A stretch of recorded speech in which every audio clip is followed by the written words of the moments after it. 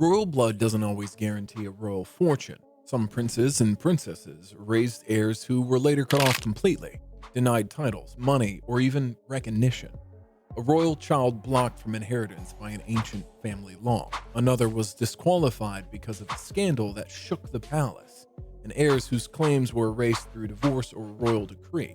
These weren't distant cousins, they were sons and daughters locked out of dynasties. So which royals saw their children disinherited? Here are 12 shocking cases when a royal's offspring were blocked from inheriting anything. At number 12, we have Princess Elena of Romania. Though the Romanian throne was abolished in 1947, Elena's father, King Michael, continued to exercise authority within the family, maintaining dynastic traditions and regulating succession. The most striking example of this power came in 2015, when he issued a dramatic decree affecting Elena's only son, Nicholas, born in 1985. He had been long presented to the public as a popular young face to the Romanian royal family. In 2010, Michael had granted him the title of Prince of Romania and placed him in the official line of succession. Yay! Nicholas became something of a media favorite, with commentators seeing him as a potential modernizer who could engage younger Romanians. However, in August 2015, King Michael abruptly revoked his grandson's title, his succession rights, and position in the family itself. The royal communique stated that Nicholas did not possess the qualities required to quote-unquote serve the Romanian people with the dignity and responsibility necessary. A slap across the royal face, you could say, though no detailed explanation was provided at the time. This move effectively disinherited Nicholas from any dynastic claim. He was compelled to revert to the style of Nicholas de Romaine, with no princely privileges. Nicholas's removal meant that Elena's line was no longer central to the royal succession as envisioned by King Michael himself. The future of Romanian dynasty was directed instead towards Elena's sister, Crown Princess Margareta, who now serves as custodian of the crown. At number 11, we have Prince Joachim of Denmark. He's the younger son of Queen Margaret II and the late Prince Henrik. For most of his life, Joachim has lived as a working royal, balancing ceremonial duties with military service and a quieter life abroad. However, in September 2022, Queen Margaret announced that she had a decision that would radically alter the future of his family.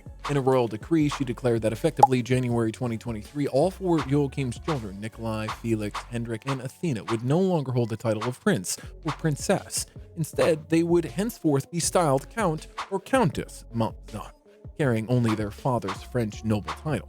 The Queen justified this decision as part of her long-term plan to streamline the monarchy, cutting out these children. She argued that the children would benefit from being able to shape their own identities without the weight of royal obligations. While the change did not remove them from the line of succession, it effectively blocked them from inheriting royal styles, allowances, or other expectations of public service. In other words, although legally they would remain distant heirs, their practical inheritance of royal identity was cut off completely.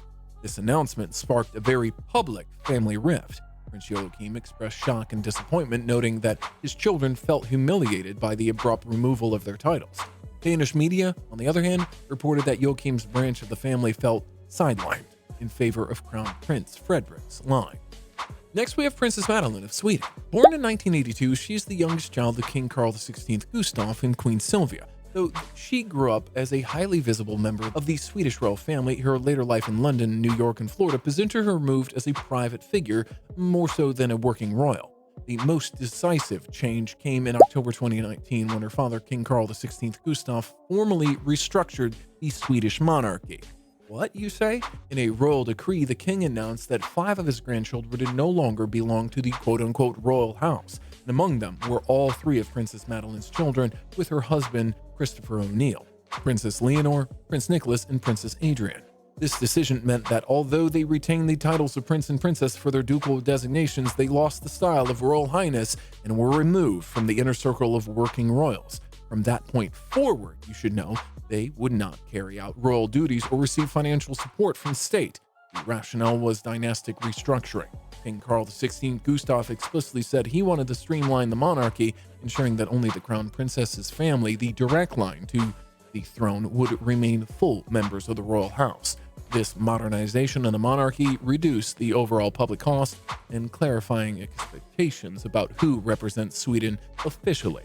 For Madeleine's children, however, it meant being blocked from inheriting the practical privileges of royalty. Here, these next cases show how harsh royals can truly be. A prince cut off for love, a king disowning his own sons, and a princess losing her children for being raised abroad.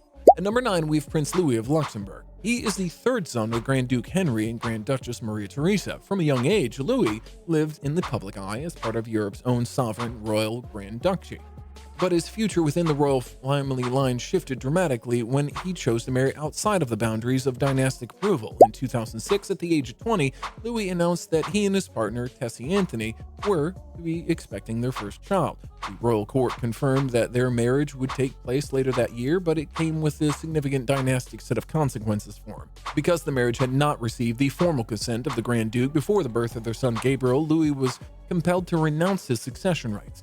A government communique clarified that Prince Louis has decided to relinquish any right to the crown of Luxembourg, as well as those of his descendants.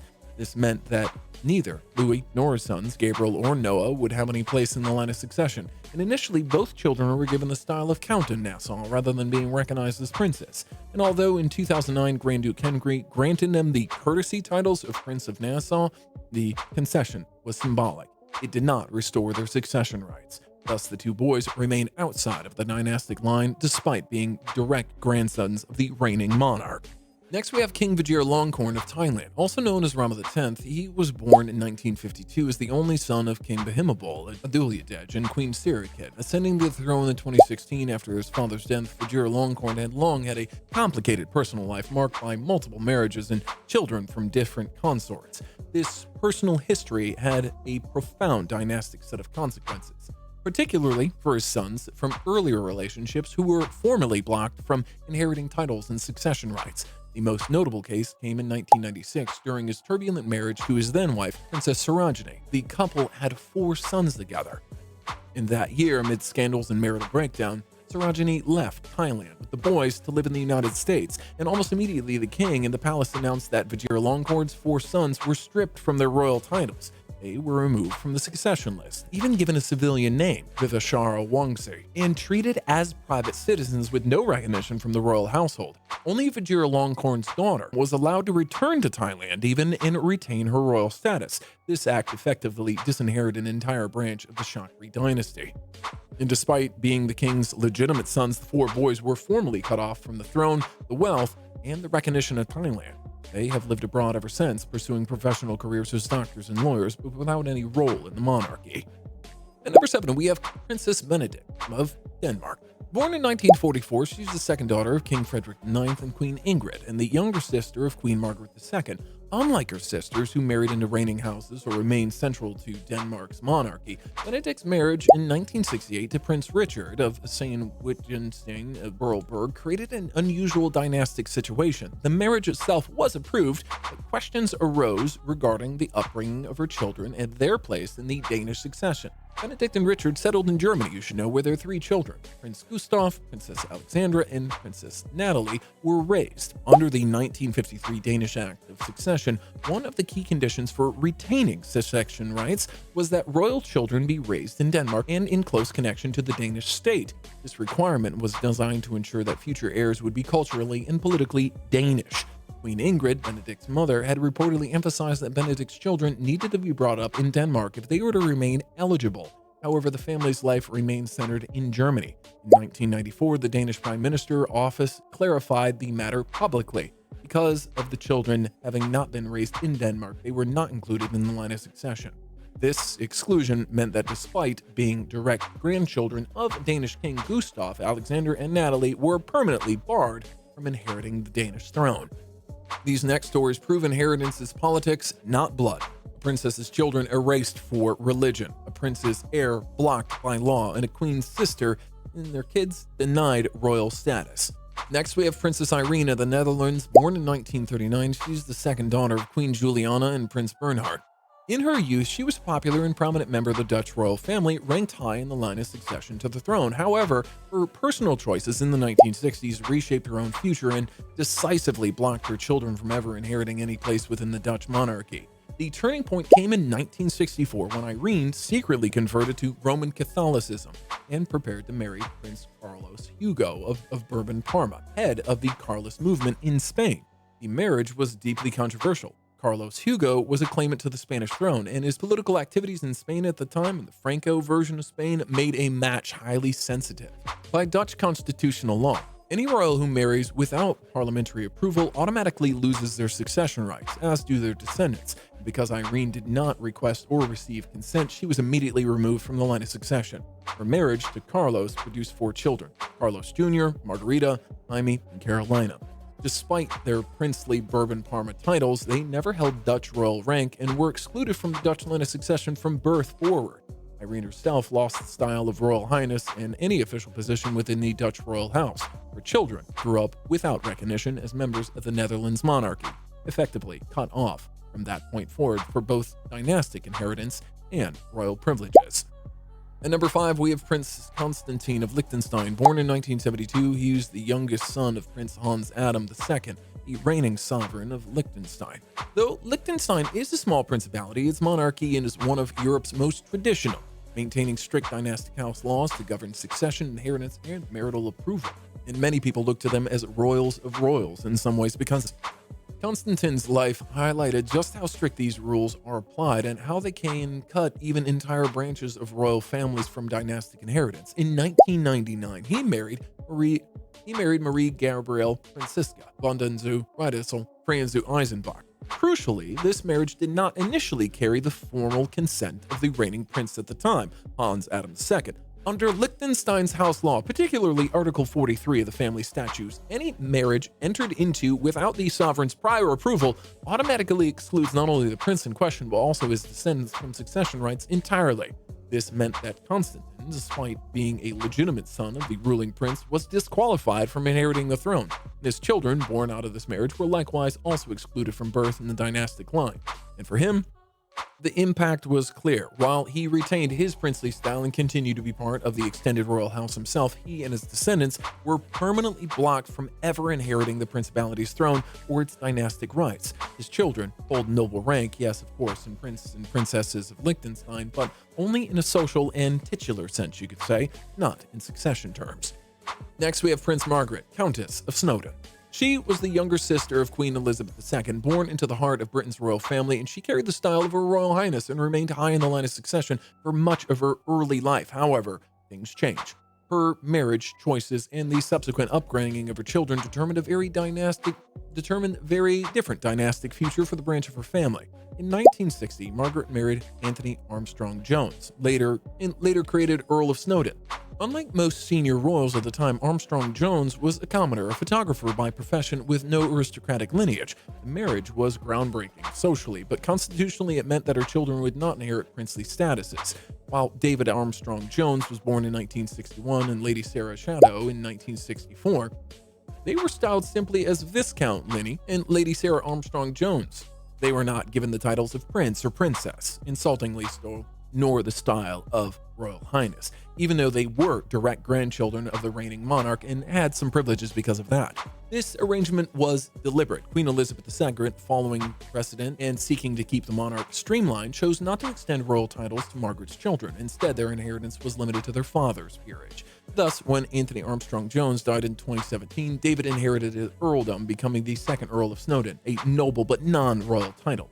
Sarah, as the daughter of an earl, remains styled as Lady Sarah Chateau. The final three are the most shocking. A princess's illegitimate heirs are denied the throne, a king's scandals end up ruining his daughter's family, and a prince's recklessness sidelined his children forever. At number 3, we have Prince Albert II of Monaco, one of our favorite kings. Born in 1958, he's the only son of Prince Rainier III and the famous American actress Grace Kelly. He ascended the throne in 2005 after his father's demise and presides over one of Europe's smallest but wealthiest monarchies. As the sovereign prince, Albert holds not just ceremonial influence but decisive dynastic power, particularly over succession rights. His personal life, however, has raised significant issues of inheritance and legitimacy, especially regarding 2 children born outside of marriage. Before marrying Princess Charlene in 2011, Albert fathered 2 children, Jasmine Grace Grimaldi, from a relationship with American Tamara Rotolo, and Alexandra Grimaldi Cost, all from his relationship with the stewardess Nicole Cost. Both were publicly acknowledged by Albert after DNA tests confirmed his paternity. Jasmine in 2006 and Alexander shortly thereafter. Yet, despite this recognition, Monaco's constitution and house law explicitly bar illegitimate children, even if acknowledged, from inheriting anything of the throne or holding dynastic rights. This exclusion is both legal and absolute. While Jasmine and Alexandra carry their father's surname Grimaldi in some contexts, they were never granted titles, privileges, or succession rights. And by contrast, Albert's twin children, with Princess Charlene, hereditary Prince Jacques, and Princess Gabriella, being born in 2014, hold full dynastic status, with the boy designated heir to the throne. The constitutional framework of monarchy enforces this distinction. Only those born of legitimate lines, born of approved marriages, and inherit sovereignty. Next, we have King Juan Carlos I of Spain. Born in 1938, he reigned from 1975 until his abdication in 2014. Once celebrated as the monarch who restored democracy after Franco's rule, his reputation later collapsed under the weight of financial scandals, alleged extramarital affairs, and investigations. The fallout from his conduct not only affected his own legacy, but also reshaped the role of his children and grandchildren in Spain's monarchy, effectively blocking some of them from inheriting royal responsibilities. The most direct case involves his daughter, infant Cristina, and her children. Cristina married Inaki Ernangaren, a former Olympic handball player, in 1997. Their life initially mirrored that of a modern, well-regarded royal couple. However, in the early 2010s, Ernangaren was implicated in the noose cases, accused of diverting funds through a non-profit organization to benefit himself. Cristina herself was questioned for tax mismanagement. Though she eventually was acquitted in 2017, her reputation suffered greatly, and Inaki was sentenced. In response, King Felipe VI, Juan Carlos's son and successor, took decisive action. In 2015, Felipe stripped Cristina and her children of official royal duties and privileges. Cristina lost her title of Duchess of Palma de Mallorca, and her children, while still in the constitutional line of succession, were effectively excluded from the public life of the crown. And at number 1, we have Prince Laurent of Belgium. He is the younger brother of King Philippe and the third child of King Albert II and Queen Paola. From early childhood, Laurent developed a reputation as infant terrible of the Belgian royal family. Unlike his siblings, he was often at the center of controversy, criticized for his outspoken comments, questionable financial dealings, and unauthorized engagements. No prince, but I would agree with some of these. These personal missteps significantly damaged his public standing and shaped how the monarchy treated his branch of the family entirely. One of the most serious incidents occurred in 2011 when Laurent attended a reception at the Libyan embassy in Brussels without the government's consent. It was an unprecedented public rebuke of a royal in Belgium's modern constitutional monarchy. The dynastic impact deepened in 2015 when King Philippe, following the European trend toward streamlining monarchies, announced that only the sovereign's children would carry the title of prince or princesses of Belgium going forward. This meant that while Laurent retained his title, his 3 children, Princess Louise and twin sons, Prince Nicholas and Prince Aymeric, were effectively sidelined. They were excluded from the inner royal circle with no prospect of inheriting official duties, funding, or recognition as working royals. With this, we end today's video. We will be back shortly with a new one. Until then, happy watching and do subscribe to our channel if you still